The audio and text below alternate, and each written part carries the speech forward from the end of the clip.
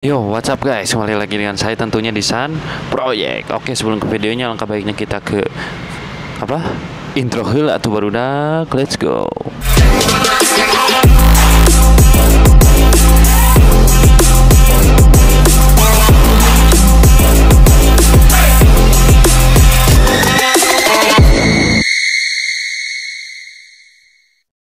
Nah, oke guys. Jadi dari sekian banyak yang kita bahas, ini yang saya bakal bahas kali ini tuh lumayan menarik ya. Yaitu kalau kalian tahu sih tentang Honda Rebel. Honda Rebel ini mungkin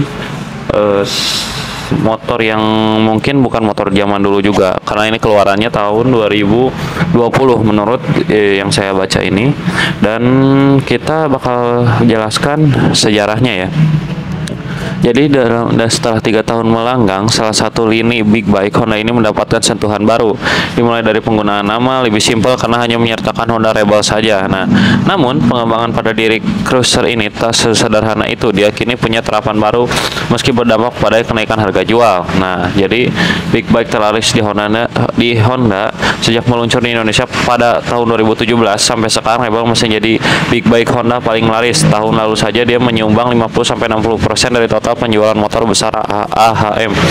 Selama periode itu, pihak pemegang merek mengirimkan sebanyak 200-300 unit ke tangan konsumen, sedangkan total jualan moge Honda saban tahun sekira 500 hingga 600 unit.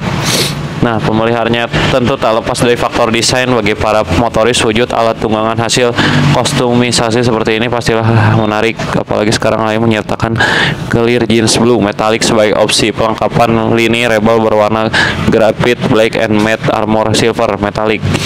Tapi ada satu yang menarik, yakni harga Rebel masuk ke dalam jajaran moge kelas menengah dengan bandrol relatif bersahabat.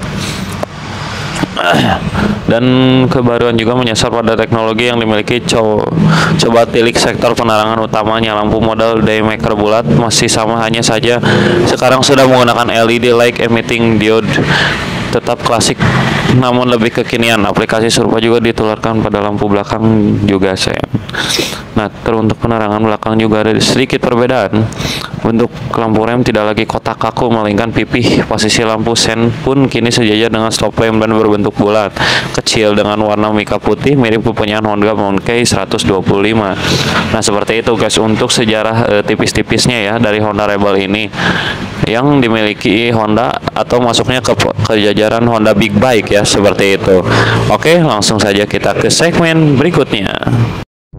Nah, apalagi kita sekarang masuk di segmen fitur ya. Karena fiturnya ini meskipun dia big bike, jadi kita harus bakal bahas nih apa aja sih yang terintinya aja ya, tipis-tipis untuk fiturnya. Nanti lebih lengkapnya saya bakal jelasin di laman web Honda resminya. Nah, untuk yang tipis-tipis ini, yang pertama, beberapa fitur yang disematkan pada Honda Rebel diantaranya adalah sebagai berikut. Yang pertama itu dia full digital panometer, dan yang kedua dia new LED headlight, dan yang ketiga ada ABS braking, yang keempat ada neo assist sleeper clutch, dan yang kelima adjustable dual rear suspension, dan yang keenam di sini ada new LED tail light. Jadi dia juga udah support ABS. Untuk suspensi depan belakangnya dia udah bisa di adjustable, dan yang lampu depan belakangnya pun dia udah LED, dan yang tentunya pasti zaman sekarang itu speedometer udah nggak pakai jarum lagi ya, atau disebutnya full digital panometer, seperti itu. Mungkin kita lanjut ke kita lanjut ke segmen selanjutnya. Nah, oke guys, jadi sekarang ini kita bakal ngebahas tentang kelebihan dan kekurangan si Honda Rebel tersebut. Nah, untuk yang kita bahas pertama ini adalah kelebihan ya. Yang pertama, kelebihannya ini modernisasi yang dilakukan pada berbagai sektor berhasil membuat Rebel tak ketinggalan zaman. Headlight ini kini dipasang LED dan terbagi dalam 4 bulatan plus DRL di bawahnya. Terkesan seperti barang aftermarket, tapi kami rasa justru tampangannya jadi makin sangar. Sen dan stop lamp LED juga menambah aura modern si cruiser Honda, sekaligus memberi kualitas pencahayaan yang lebih baik dan hemat daya. Panel instrumen jauh dari kata canggih, tak lagi ditemui. Bagian ini sekarang diperbarui dan membawa teknologi terkini. Meski tampilan dibiarkan bulat minimalis, khas motor klasik sehingga benang merahnya tidak hilang. Apa yang disajikan pun tergolong informatif, mulai kecepatan posisi gear, full gauge hingga penghitung konsumsi bahan bakar real time maupun rata-rata cukup.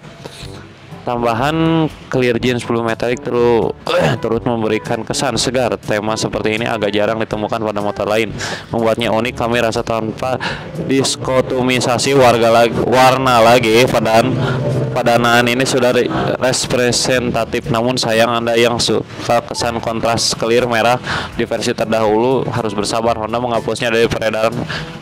Opsi clear yang ada tinggal graphite black dan matte armor silver metallic selain terima jeans tadi. Berlanjut ke teknis, mesin 2 silinder paralel 471 cc DOHC kini berpadu dengan teknologi transmisi asis dan sleeper clutch otomatis tuas kopling lebih ringan dioperasikan, dan yang paling penting kejalaban mengunci saat proses downshifting pada RPM tinggi terhindarkan. Ini berpengaruh juga pada kehalusan perpindahan gigi, namun biasanya engine brake bakal terasa kurang karena ada sleeper clutch meski perlu dibuktikan secara langsung. Tapi setidaknya bekalan rem Rebel mumpuni. Di depan pakai ukuran 296 mm dan belakang 240 mm dengan jepitan kaliper Nissin dan juga sensor ABS terkoneksi di dua roda. Sementara output tak ada yang berubah. Catatan pabrik masih menampilkan daya maksimal 44,9 horsepower atau di 8.500 rpm, serta torsinya itu 43, Nm atau di 5.500 rpm. Seperti itu guys. Dan di sini kita bakal membahas kekurangannya. Nah, untuk kekurangannya di sini sayangnya Rebel yang dijual seharga 169,2 juta ini belum memakai teknologi throttle by wire yang otomatis. Membuat riding mode pasti absen, dinamika karakter laju diatur penuh oleh sang pengendara. Memang bukan sebuah urgensi, namun mengingat CBR 250 RR saja sudah punya yang berada di kelas bawah, mengapa ini tidak? Kontrol traksi juga tak hadir di Rebel, padahal secara output ia sudah membutuhkan itu. Pusaran tenaga besar bisa saja membuat orang yang tak berpengalaman menarik gas berlebihan sehingga traksinya tak terkontrol. Dan terakhir, fog buatan Showa di depan masih bermodel teleskopik. Tentu saat membeli motor seharga ini ada harapan memiliki pengendalian optimal. Untung saja dual shock di belakang sudah bisa disesuaikan pengaturannya. Nah, seperti itu untuk kekurangan dan kelebihannya. Kita bakal lanjut ke segmen yang lebih rinci lagi, yaitu di laman web Honda resminya. Oke, langsung ke segmen berikutnya. Guys, kita lanjut. Nah, ini dia tampilan yang saya bahas, itu motor yang sangat gagah. Ini lebih-lebih ke motor apa namanya, chopper begitu ya, ala-ala gitu, custom, motor custom. Tapi ini resmi dari Honda. Ini bentuknya emang futuristik banget sih menurut saya. Saya pun ngelihatnya suka gitu. Bagus banget sih ini motor dengan cc-nya yang besar, tenaganya yang mantap juga, dan torsinya yang besar.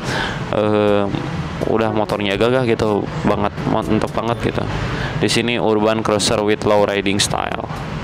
Nah, oke, kita bakal bahas produk fiturnya. Yang pertama di sini ada digital panel meter yang tadi kita jelasin. Jadi motor-motor sekarang tuh udah jarang yang namanya memakai jarum indikator. Jadi sekarang itu udah full LED. Jadi si Honda Rebel ini pun dia udah memakai LED seperti ini gambarnya.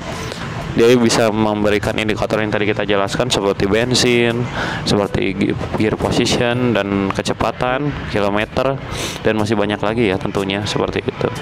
Dan lanjut di sini yang bagus ini di sini adalah dia tampilan desain yang baru, lampunya itu LED headlight. Kalau yang disebutnya tadi itu berbentuk diemaker ya, atau berbulat gitu. Bagus sekali karena ini menambah kesan lebih agresif ya, motornya lebih gagah gitu. Meskipun beberapa orang mengatakan seperti model apa ya namanya, model aftermarket, tapi ini emang ori pure Honda. Tapi memang jujur ini bagus sih, menambah kesan yang lebih futuristik lagi ke motor ini gitu. Dan yang langsung kita di sini ada anti braking system atau disebutnya dengan ABS. mungkin ini ABS-nya masih single ya, single disc brake depannya itu, karena saya nggak ngelihat sebelahnya kan. Jadi mungkin menurut saya ini dia itu menggunakan ABS satu channel, mungkin ABS satu channel untuk rem depannya, karena dia itu belum double disc brake untuk depannya seperti itu. Dan yang untuk selanjutnya di sini udah assist slipper clutch atau perpindahan giginya itu lebih halus lagi guys. Jadi mesinnya juga sudah menggunakan assist atau slipper clutch seperti itu. Di sini pun dia udah pakai adjustable dual rear suspension yang bisa diatur kekerasan maupun keempukannya untuk si suspensi belakangnya ini. Jadi menambah kesan apalagi kita mau riding jauh itu lebih nyaman untuk pengendaranya. Jadi lebih enak juga untuk di perjalanan jauh maupun perjalanan perkotaan seperti itu. Jadi mau gimana kita keempukannya, dia bisa di setel secara manual. Yang selanjutnya di sini LED tail light atau yang tadi kita jelasin. Jadi si lampu belakangnya ini sudah tidak kotak kaku gitu, kata menurut yang saya baca, dan sekarang ini lampunya belakangnya itu lebih futuristik lagi, pipih. Tapi dia itu lebih modernisasi seperti yang disebutkan tadi kita jelaskan, seperti bentuknya Monkey 125 seperti itu. Nah, kita langsung pindah ke color varian. Nah, di yang pertama ini dia itu warnanya ada pearl smoky gray. Seperti ini warnanya. Ini warnanya semi putih abu ya. Pearl smoky gray, warna pearl smoky gray. Nah, jadi ini tuh abu-abu tapi udah mau masuk ke putih gitu. Jadi warnanya semu-semu gitu. Dan harganya OTR-nya itu di 201.688.000. Ya, dan yang warna hitam di sini ada matte gunpowder black metallic. Ini warna hitam. Ini mungkin matte itu warna doff ya mungkin. Jadi dia itu warna hitamnya hitam doff dengan gradasi peleknya yang warna brown seperti ini. Jadi menambah kesannya lebih gagah lagi nih motor gitu kan. Yang terakhir di sini ada warna candy diesel red. Jadi warna merah. Sepertinya motor ini tidak terlalu banyak merahnya, mungkin di tangki dan spakbor belakang seperti ini warna merahnya, dan sisanya ini warna seperti spakbor depan masih warna abu dan masih banyak lagi yang abu, tapi peleknya dia udah warna tetap bronze ya. Dan harganya tidak jauh berbeda, dan bukan tidak jauh berbeda ya, lebih ketetap harganya, tidak ada perbedaan harga.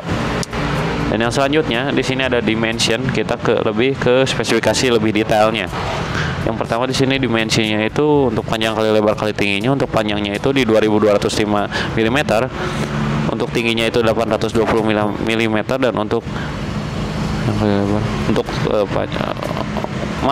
panjang kali lebar kali tinggi ya. Untuk panjangnya ini 2205, untuk lebarnya 820 mm, dan untuk tingginya 1090 mm. Untuk wheelbase-nya itu di 1490 mm.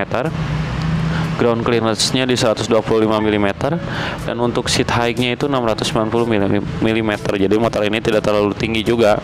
Dan untuk beratnya ini, motor ini 191 kg, cukup berat juga ini motor.